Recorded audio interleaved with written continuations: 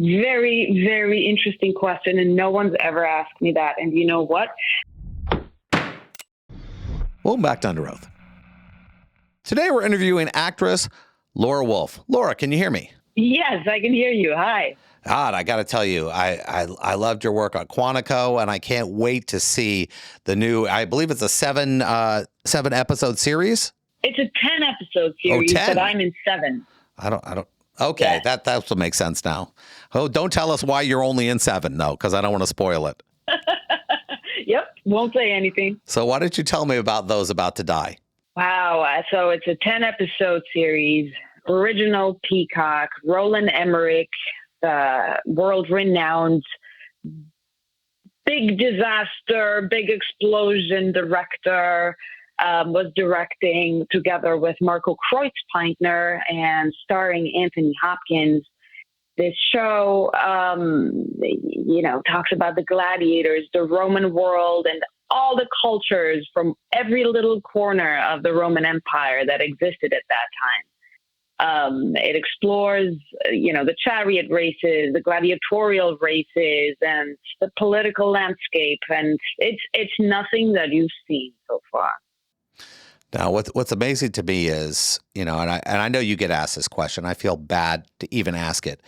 I saw Anthony Hopkins and I saw him M. Butterfly a long time ago on the West End, and I was watching the other actors around him, and I was imagining. I said, how tough is it knowing that that's the person you're acting with? And is it a privilege? Is it scary?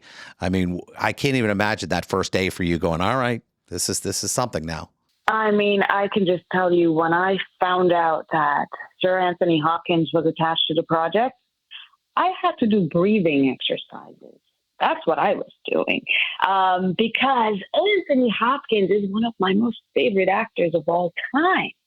And, he has such an incredible voice and gravitas that he brings to his roles. And he was perfect for this part.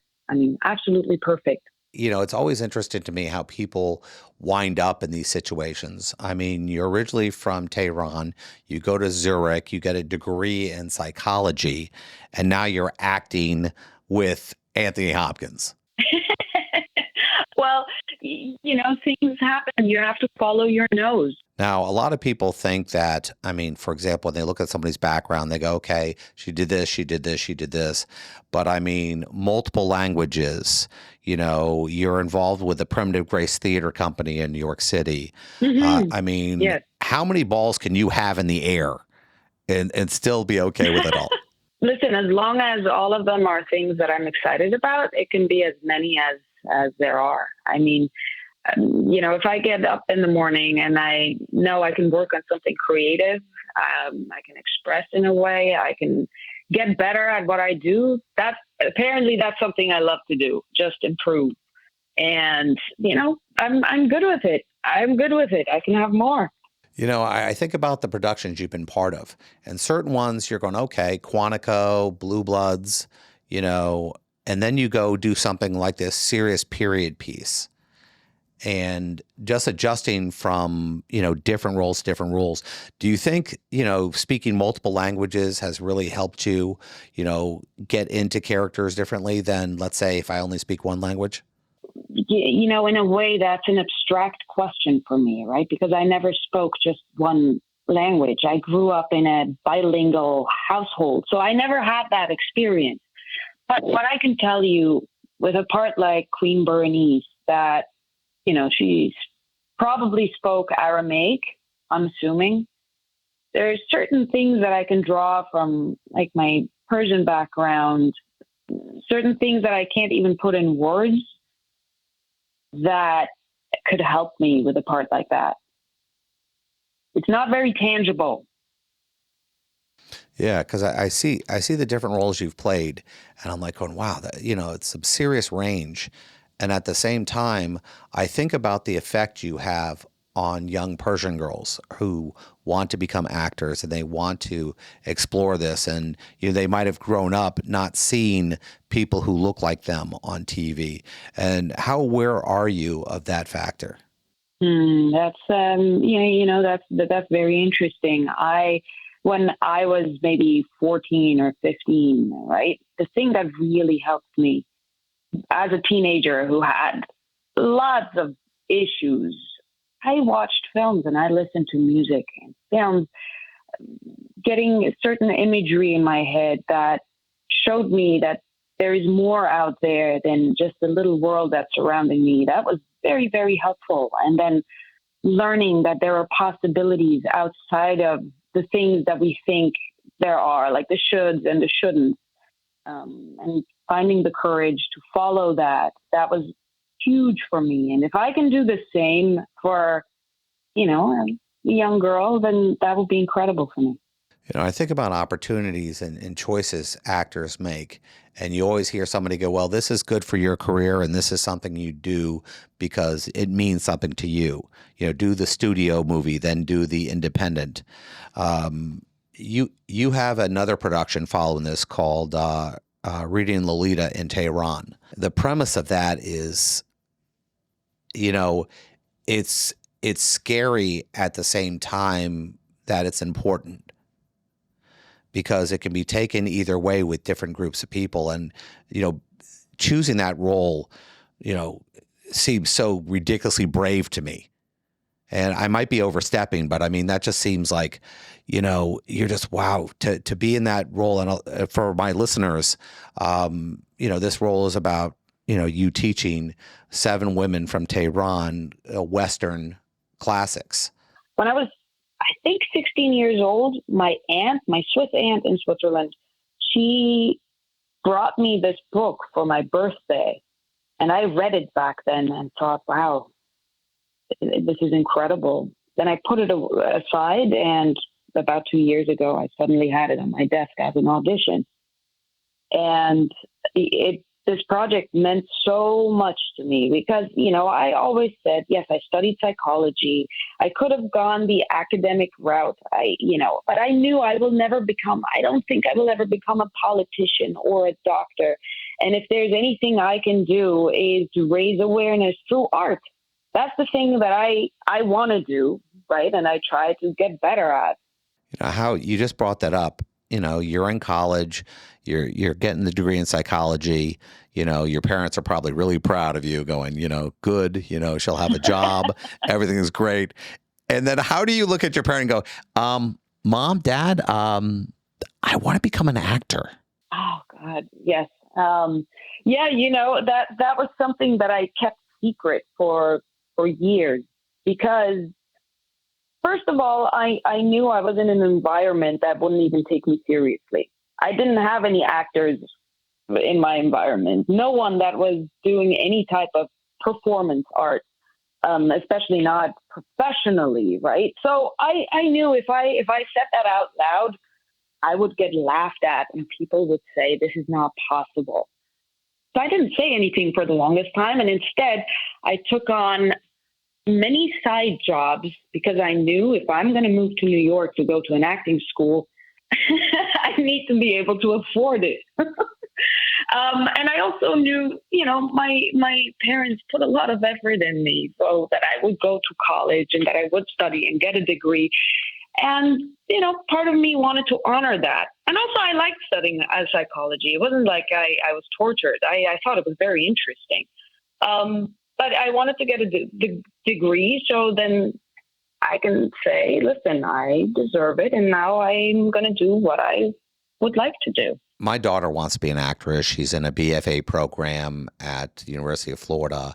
And I always like to ask I like to ask the actors I get to talk to, the working actors, what does it take?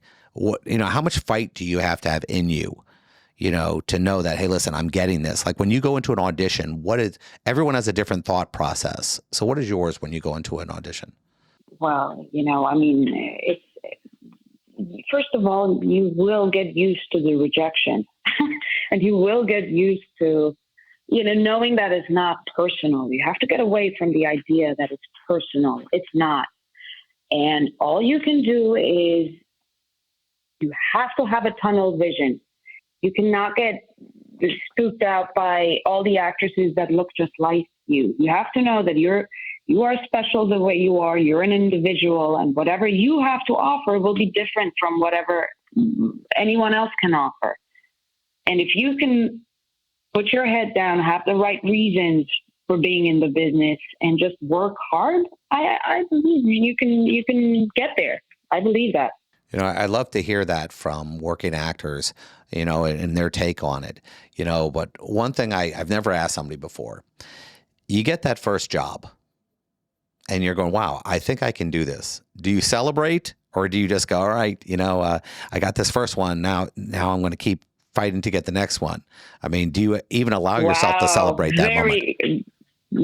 Very, very interesting question. And no one's ever asked me that. And you know what? I did not celebrate. For me, it was just a smile, an inner smile, and the confidence boost.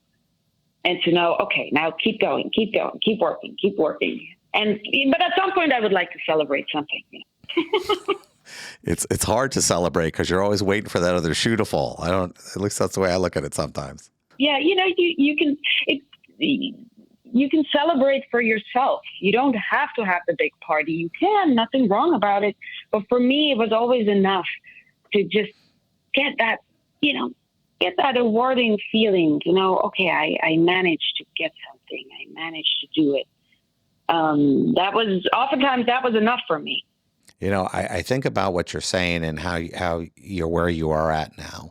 And even when I have successes and I try to discuss it with my parents, they always have that trepidation that it's going to end tomorrow, and you've had a certain amount of success. Are your parents like going, okay, we're happy, or you're going to go, you might have to break that psychology degree out? For years, I had to fight off that idea of having a plan B, because I have the psychology background, which is great. But at the same time, the idea of a plan B can be very distracting. Sometimes you just have to believe that there is just one way and you have to figure it out. No is not an answer, and you just have to keep working, and just believe in yourself. And, my mom told me a million times, why don't you come back? Why don't you continue your studies and have a comfortable life, right? But, sometimes comfort is not comfort. As silly as that sounds, but sometimes you want to do what feels right in your heart, even when the outside factors just don't seem right. It's interesting because, trying to give advice to my daughter on these topics, like, for example, friendships and how important it is to build relationships around, even though people can be selfish, people can be, let's say dramatic, but how important it is to be good to everybody around you. Now that you've achieved a certain level of success, is it tough for you to view people who you think might be taking from you, or you think they might be genuine? I don't exactly walk through my life thinking that people want something bad of me. I'm friendly with everyone, but I would be friendly with everyone regardless, being an actor or not an actor. It's just what I like to do. It makes me feel good. It's a boomerang effect. You want to give people a smile. You'll get a smile back. You want to be kind. They'll be kind to you. There's no need to be paranoid about, people not being genuine towards you. If they don't want to be genuine, it's their loss. Now, before we ran out of time, I wanted to talk to you about the Primitive Grace Theater Company and what that's about. So my mentors, Paul Calderon and David Zayas, they founded the Primitive Grace Theater Company about 9 years ago. David Zayas is still part of the Labyrinth Theater in New York. Paul was years ago. He was one of the founders. And at some point, they decided they wanted to have an independent group where we write our own work, we bring it in, and we have our co-actors read our own material. And that is very cool because for years, I didn't think that I could write. I never considered myself a writer. I still don't consider myself a writer, but I write. And I'm working on a play currently, so I bring in scenes. I have different actors read, and I can hear it back. I can improve. I can get feedback. And it's very, it's very rewarding because it's a safe creative space where you have, your colleagues are doing the exact same thing, and it's a very vulnerable space. And you get to explore in a way that you wouldn't when you just do auditions and you work on sets. It's a totally different vibe, and it speaks more to that creative inner soul that needs to be fed. When you talk about writing and being a writer, I've written comic books and graphic novels for like 17 years, and you always imagine what it would be like watching something come to life. So when you write something and then you get to watch these actors perform it, I can't even imagine what goes through your mind when you're watching it. Oh, it's amazing. It's amazing because you always, when you write, you have a certain image in your head. And then when you give it to someone else, they bring their own spin to it. And suddenly you start to discover new things. And it takes on a life of its own. And that's beautiful. It's amazing. Just the opportunity to be able to do that. And knowing that what you do is leading to the next job and to the next job. And I guess I have to circle back to Those About to Die. That airs on the Peacock Network? That's correct. This Thursday. Wow. And, do they do a premiere, or is it just suddenly you're just going, okay, it's on? I think in this case, it will just be on because I think Sir Anthony Hopkins is busy. He's busy on another film or project. And so we couldn't have a premiere. But nonetheless, this is so exciting that everything will be out on Thursday on Peacock. I know doing period pieces are tough. Were the costuming, was any of the work extensive? I assume you didn't have to do any stunts or anything. What was amazing about this specifically was that I didn't have any footage, for instance, that I could watch, right? It was nothing like that. It was more like history books and old tales. And I even talked to a historian about this part because so many sources say different things about Queen Berenice. And so it was like a puzzle piece. And the more pieces I had, the better. And then I brought my own interpretation to it. And, I hope it will be well perceived. Yeah, that's amazing. And with about a minute left, the first time you get to put this costume on, people say that the wardrobe affects the performance. Is that exactly how it works? Or 100%. 100%, yes. Because also you have to see the costumes were all made from scratch. Everything that we wore was worn for the first time. And then I had this crazy, heavy steel crown on my head. And that really forced me to keep my posture straight. And it gave me a certain feel. And yeah, costumes definitely always help to dive into a character. And in this case, it was just incredible. You'll see. I hardly recognize myself. Well, I can't tell you how great it is for talking. And thanks for the advice. I really appreciate it and look forward to talking to you soon. Absolutely. And if you ever need your daughter to talk to someone, you can call me. Absolutely. I'm here.